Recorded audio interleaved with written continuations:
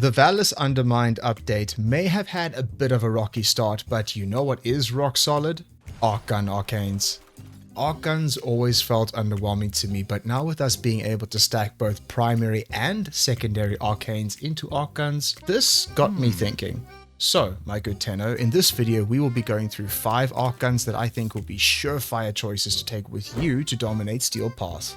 This video won't be an extensive guide to Archguns as a whole, that I will cover more in depth in its own video, and this is also focused mainly on the ground use of Archguns, but the Archwing mode will be more or less similar.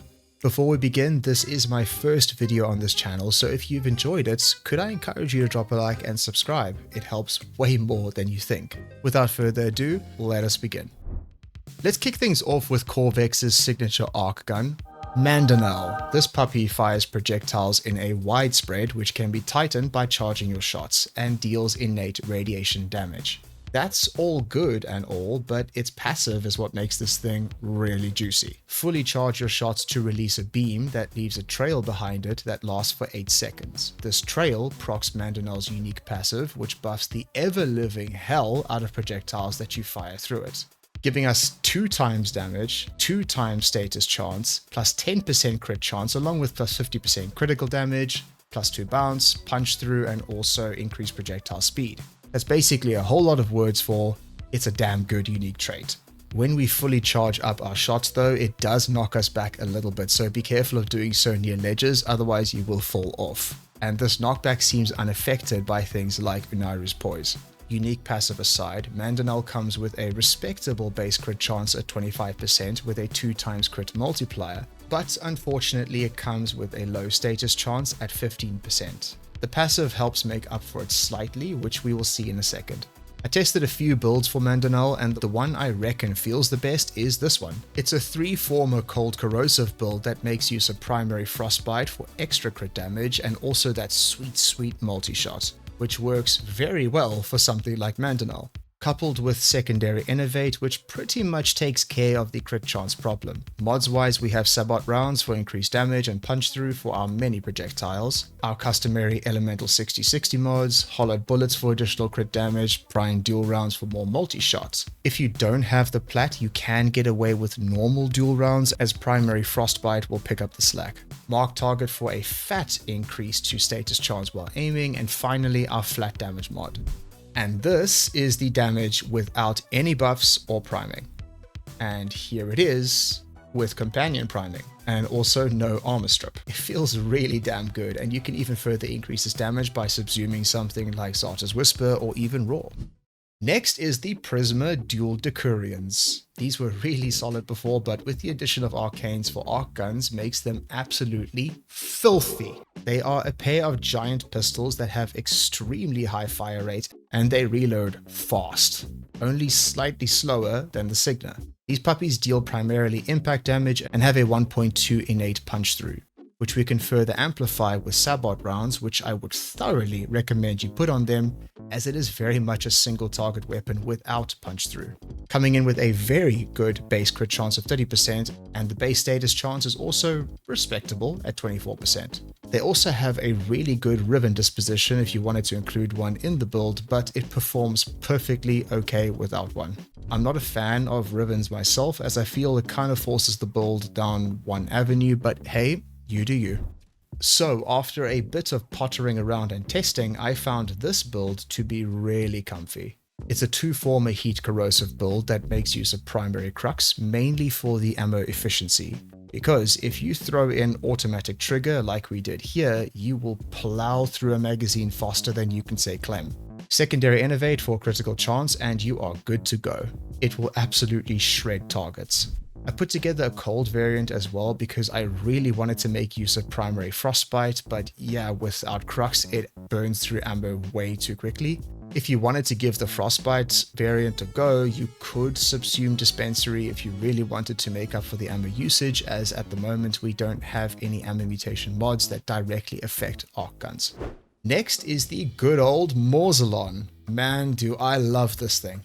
Sure, it may be a basic bitch Archgun that we get fairly early, but its power creep is further amplified by the new Archgun Arcanes.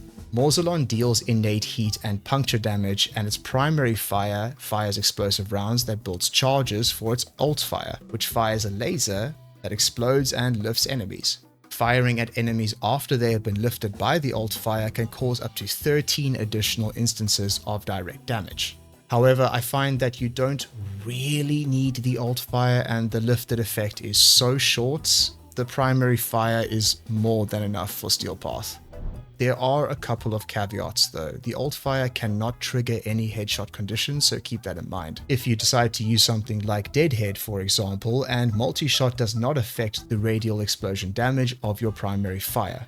The Morzalon also boasts 30% base crit chance with a 2.2 times crit multiplier, and sadly the weapon has no innate punch through, but this isn't a problem at all, which we will fix in the build. Here's my Morzalon build that I cooked up. Don't freak out at the 6 former, I formed it over another polarity by mistake a very long while ago. I really wanted to test primary frostbite on this, but the innate heat will stuff us over a little bit, so corrosive heat it is. We're using primary crux because if you pair this arcane with the Morzalon's already enormous magazine, we can keep firing for a very long time.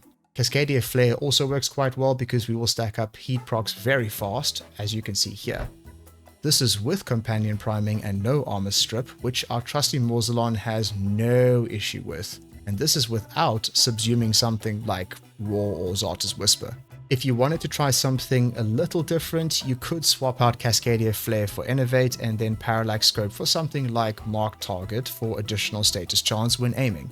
Innovate will then take care of the crits and you will stack a metric ton of heat procs really quickly. But honestly, as we can see from the footage, it's not that much of a difference in time to kill, but it does look pretty with all the red crits. Next we have the Kuva Grattler. It was good, still is good, and is even better with the new Arcanes. Unlike the normal Grattler, the Kuva Grattler spools up instantly instead of having to fire a few shots to achieve this. Alongside a doubled magazine capacity and of course the innate progenitor bonus, this thing can get pretty chonky. Being a typical Kuva weapon, its projectiles have an explosion radius of 9 meters, which helps when clearing rooms, and its initial hits will apply status effects separately to the explosion damage. We don't have any mods to increase it like Fulmination, but the base explosion radius is more than enough. The Kuva Grattler also has pretty good crit chance at 27% base, with a base crit chance multiplier of 2 times. Unless you're running something like Prime Sure-Footed, this thing will knock you down consistently. I like to run Unaru for poise when I use this thing, as I just don't have Prime Sure-Footed just yet, or we can just get some Overguard and you're all set. Alrighty, here's the build that I put together for this puppy.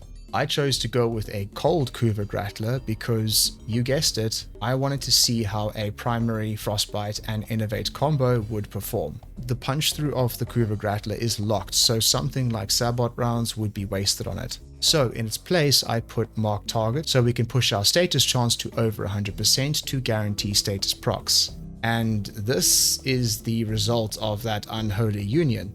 And this isn't even with armor strip or even a damage subsume. So yeah, it's worth trying out. Lastly, we have the one and only Larkspur, more specifically Larkspur Prime. It's a beam weapon which is one gigantic status hose, and I mean that quite literally. Its primary fire fires a beam that chains up to 3 enemies after hitting the initial target. Each chain will do 80% of the previous chain's damage, and it does innate radiation damage. In atmospheric mode, the chain's distance is 6 meters and it can chain off of enemy corpses. The nice thing about Larkspur is that you don't need to be precise with your aiming for the beam to lock onto enemies, making it really comfortable to play if you want to just lay back and chill. The primed variant of Larkspur has an alternate fire that charges and pops a grenade that has infinite punch through on bodies as well as a forced knockdown status effect. Although it sends enemies flying in all directions and is more entertaining than it is useful. The Larkspur has atrocious crit chance and crit damage, so we will build this thing to be a status fire hydrant. Here is the build that I found to be super comfy. Being a beam weapon, slotting in Sabot rounds will cause the beams to proc more chains due to how punch through affects beam weapons. Other than that, we have Mass Target for some more status chance, Heat and Corrosive as elements because we will apply a lot of stacks with this build. To finish it all off, we have Crux for more status and ammo efficiency alongside Cascadia Flare to help stack up some base damage off of those heat procs. All of this results in a comfy build that will handle most content pretty well, but will be definitely better for clear as opposed to single target. And those are my top 5 arc guns that I found work really well with the new Arcanes. Of course, there are a lot of other arc guns in Warframe which I will ultimately cover. Thank you so much for watching to the end. Could I encourage you to drop a like and subscribe, as this is my first video on this channel and every like and sub goes a very long way. Also, if I missed something, feel free to put your thoughts in the comments below. Stay safe out there, my good Tenno, and I shall see you in the next one.